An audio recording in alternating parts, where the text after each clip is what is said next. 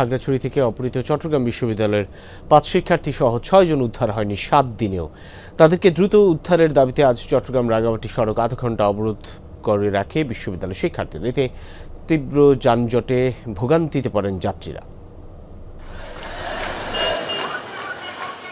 দুপুরে বিশ্ববিদ্যালয়ে 1 নম্বর গেটের সামনে অবস্থান নিয়ে চট্টগ্রাম রাঙ্গামাটি খাগড়াছড়ি সড়ক অবরোধ করে বিশ্ববিদ্যালয়ের শিক্ষার্থীরা। খাগড়াছড়ি থেকে অপহৃত চট্টগ্রাম বিশ্ববিদ্যালয়ের 5 শিক্ষার্থী সহ 6 জনকে উদ্ধারের দাবি জানান তারা। অপহরণের 7 দিন পরও 6 জনকে উদ্ধার করতে না পারায় ক্ষোভ প্রকাশ করেন বিক্ষোভকারীরা। তাদের দ্রুত উদ্ধার এবং অপহরণকারীদের না ধরলে কঠোর আন্দোলনের হুঁশিয়ারি দেন। অনেকগুলা রাত অনেকগুলা সময় পেরিয়ে গেছে, এখনো এদের কোনো খোঁজ খবর নাই, কোনো হদিস পাইনি। আমরা তাদের কোনো সন্ধানও পাইনি।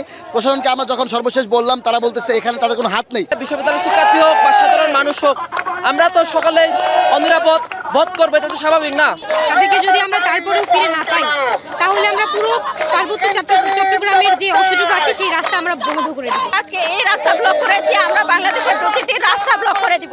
তবু আমরা তাদেরকে আমাদের মাঝে ফেরত চাই। সড়ক অবরোধের কারণে চট্টগ্রাম থেকে রাউজান, রাঙ্গুনিয়া, রাঙ্গামাটি আসা যাওয়ার সড়কে সৃষ্ট দীর্ঘ যানজটে চরম ভোগান্তিতে পড়েন যাত্রীরা। বলার কোনো ভাষা নেই, অনেক ভোগান্তি। 10 মিনিট বা 15 মিনিটের একটা অবরোধের কারণে দেখা যাচ্ছে যে আমাদের সবকিছু ভিজে যাচ্ছে। 3টে বাজে ট্রেন আছে অলরেডি, এখন যদি না যেতে পারি সময় মতো ট্রেনটা মিস হয়ে যাবে। আমার রোগীর অবস্থা দেখেন, আমি এমার্জেন্সি রোগী নিয়ে যেতে পারতেছি না। এখন পরীক্ষাতে বাইরেও নিতেছি না, গ্যাসও নিতে পারতেছি না, আধা ঘন্টা ধরে জামে আছি। প্রায় 30 মিনিট ধরে সড়ক অবরোধ করে রাখার পর অবরোধ তুলে নিলে পরিস্থিতি স্বাভাবিক হয়। এর আগে গেল 16 এপ্রিল খাগড়াছড়ির গিরিফুল এলাকা থেকে অপহরণের শিকার হয় চট্টগ্রাম বিশ্ববিদ্যালয়ের 5 শিক্ষার্থী সহ 6 জন। সোমবার দুর্গম পাহাড়ে যৌথ বাহিনীর অভিযানে ইউপিডিএফের গোপন আস্তানার সন্ধান মিললেও এখন পর্যন্ত উদ্ধার হয়নি অপহৃতরা।